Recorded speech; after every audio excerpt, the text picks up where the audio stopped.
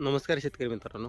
हा आहे आपल्या गव्हाचा 2 एकराचा प्लॉट, ज्याला आज आपण काय करणार आहे, तर एक स्प्रे देणार. आता स्प्रे कशासाठी घेणार आपण, तर या आपल्या गव्हाची जी लोंबी आहे, तर ती लोंबीची जी लांबी वाढण्यासाठी आणि यातला जो दाना भरणार आहे, गव्हाचा दाना जो आहे, तो व्यवस्थित म्हणजे एक समान आणि त्याची जी क्वालिटी आहे ती चांगली उत्तम क्वालिटीचा बनवण्यासाठी आपण याच्यामध्ये एक स्प्रे घेणार आहे. आता सुरुवातीला स्प्रे घेत असताना याच्यामध्ये आपण काय घेतले, 05234 याच्यात 52% फॉस्फरस आहे आणि 34% पोटॅशियम आहे.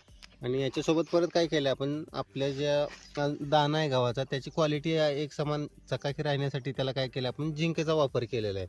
आणि याच्यासोबत परत आपण काय केले, जिब्रेलिक ॲसिड 5 ग्रॅम घेतले. आता याच्यासोबत आपल्याला सॉल्व्हंट मिळालं नाही, त्याच्यामुळे आपण काय केले, आपली देशी दारू आहे तर ती घेतली. या दोन्हीचं जर कॉम्बिनेशन व्यवस्थित झालं तर त्याचं म्हणजे सॉल्व्हंट तयार होते. आणि हे जे आहे ते सर्व आपण काय केले, 200 लिटर पाण्यासाठी घेतले.